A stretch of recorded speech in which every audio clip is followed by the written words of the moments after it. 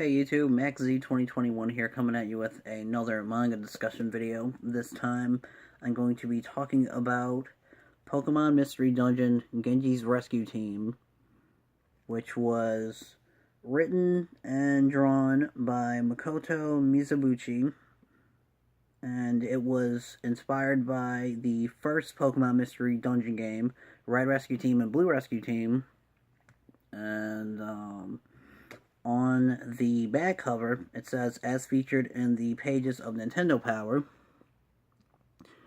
So, I'm guessing they pretty much did one chapter a month, since they released an issue once a month.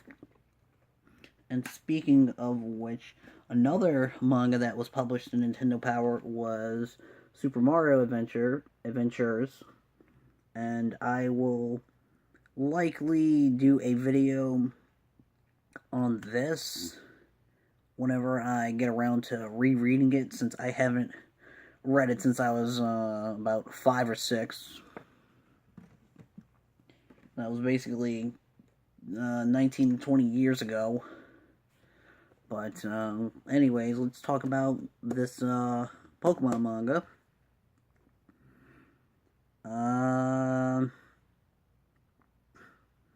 As far as being based on the first Pokemon Mystery Dungeon game, it sums up the first, going by what I remember of Red Rescue Team, since I haven't played it in a really long time, but going by what I remember from that game, this manga adaptation, I guess. Well, it's not really an adaptation, or I guess it kinda can be an adaptation, but it covers the first mission that you do in the game, and then everything else is just plot related to after Gengar shows up, and it goes all the way up to the part where you would fight Groudon. And the manga ends after that fight happens. But anyways, as far as the plot goes, it's about a kid named Genji who pretty much it starts off with him dashing out of school because he's in a mad rush to get home. And I guess these two other kids that are his friends or know him or whatever, they, one of them says, "Hey, why is Genji running off so fast?" And the other one says, "Oh, it's because his birthday's tomorrow. He's probably going to go look for his present from his mom or whatever." Pretty much something like that.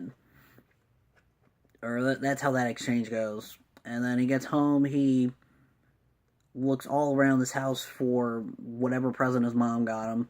And his mom comes home, he's all knocked out, or passed out from exhaustion, I guess.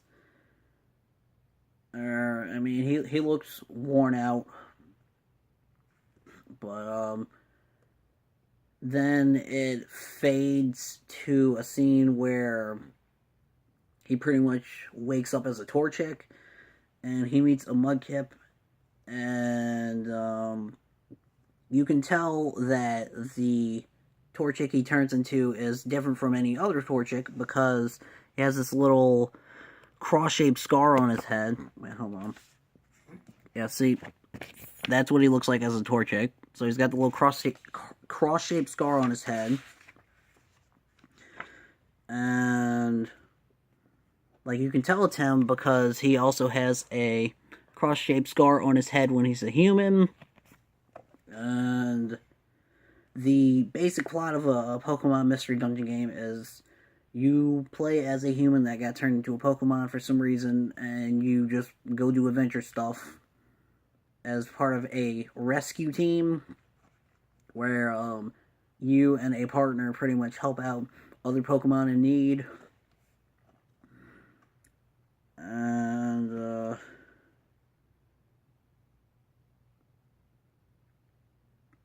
Like, here's another shot of him as a Torchic.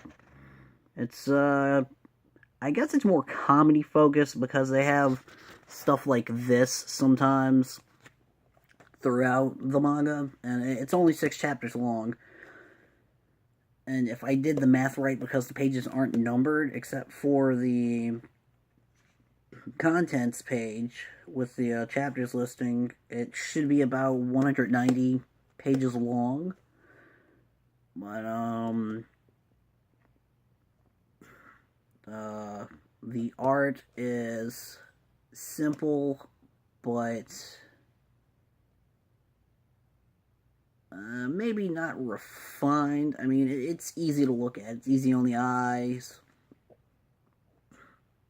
It's what you would expect a Pokemon manga to look like. I mean, not something serious like the Pokemon Adventures manga series, which I haven't actually read yet, but I'm under the impression, going by what I've heard about them, that they're more serious than something like this, which is a bit well, it's pretty much for kids. I mean, it's under the Viz Kids imprint, which is generally geared more towards kids, and I guess people that, I mean, kids that aren't really teenagers yet or whatever. But, yeah, you can tell this is for kids going by the writing. Like, they talk about friendship and, other stuff you would see in a shonen manga. And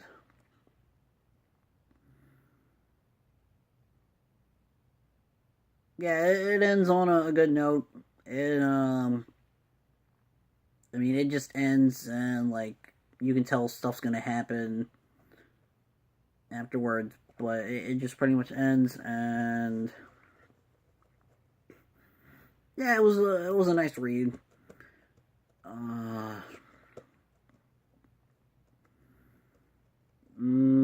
Not really sure what else to say. I mean, I picked this. I mean, I've known about this for a long time. I just never picked it up until last year, and I got this the same day that I got the first 3 volumes of Seraph of the End, which I still need to read through those. And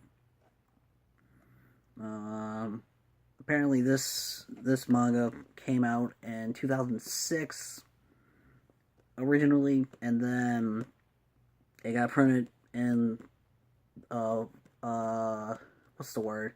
Tankobon format. It got printed in one of these volumes in 2007, and for the English release.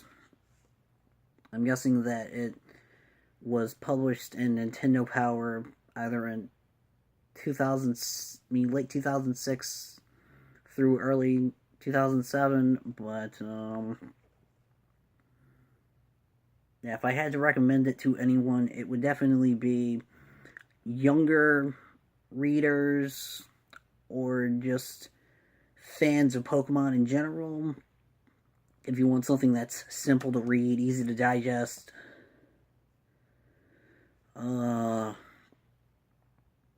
it's definitely for kids, so keep that in mind if you go into it expecting something grand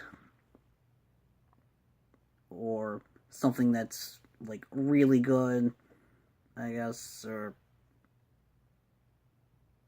yeah, it's pretty much mostly for kids, but anyone can enjoy it.